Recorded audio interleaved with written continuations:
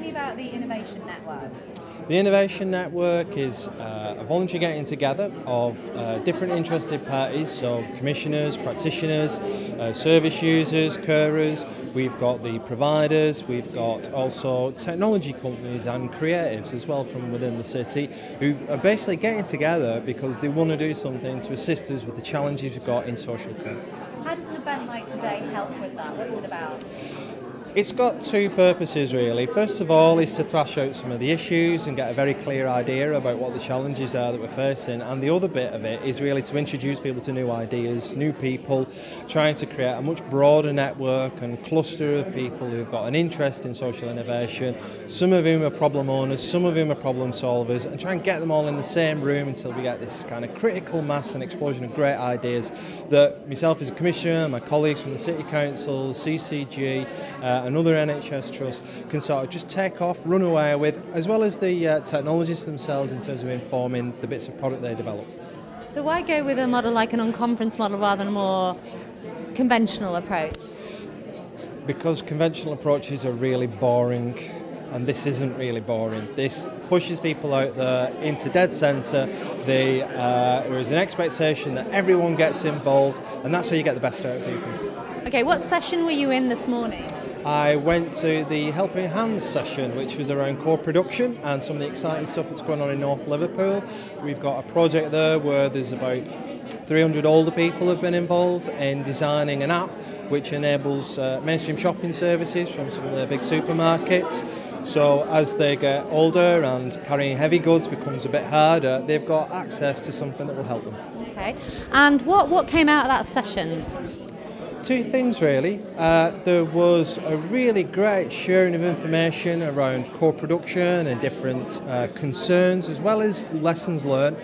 We had different colleagues there from health, some from the private sector as well as City Council commissioners, all contributing to a really in-depth discussion around how best to engage with people, but not only engage with people, getting them actually involved in designing and producing the products itself. So what's going to happen after today then? That was the second bit that came out of it. It was about, can Liverpool come up with something that identifies products developed here that have actually involved people who are going to use the products at the end of it and use that as some kind of kite mark to promote the work that's going on. Okay, so what's the role of the Innovation Network in helping these great ideas that generate out of sessions like that to kind of grow legs, I suppose, in a way and happen?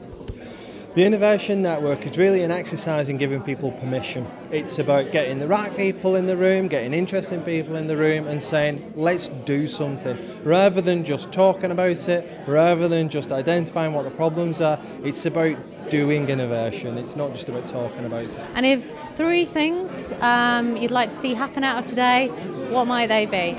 I'd like to see individuals taking ownership for the ideas that they create and really driving it along and getting something done.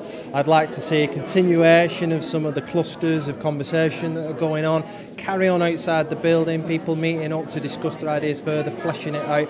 And I'd also like to see some really creative offers coming to the City Council about what social care in the 21st century can look like.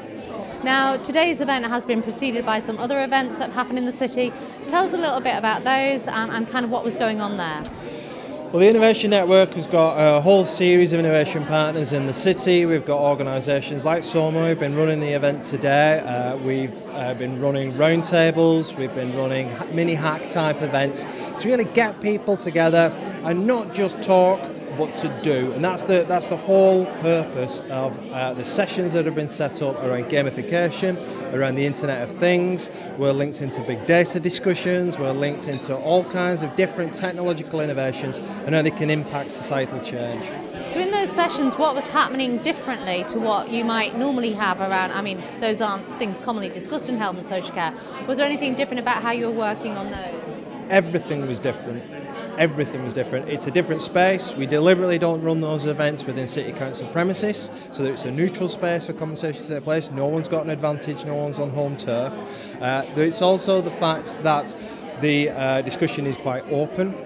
there's, you know, it's run. Some of the events are run with Chattermost rules, so you can be quite. So even the professionals can be honest about what's going on, and share that type of information with people who could potentially solve the problem, rather than just keep making do all the time. So it's the fact there's a freedom there. There's also a creative element to it, and there's a doing element, which is the most important bit.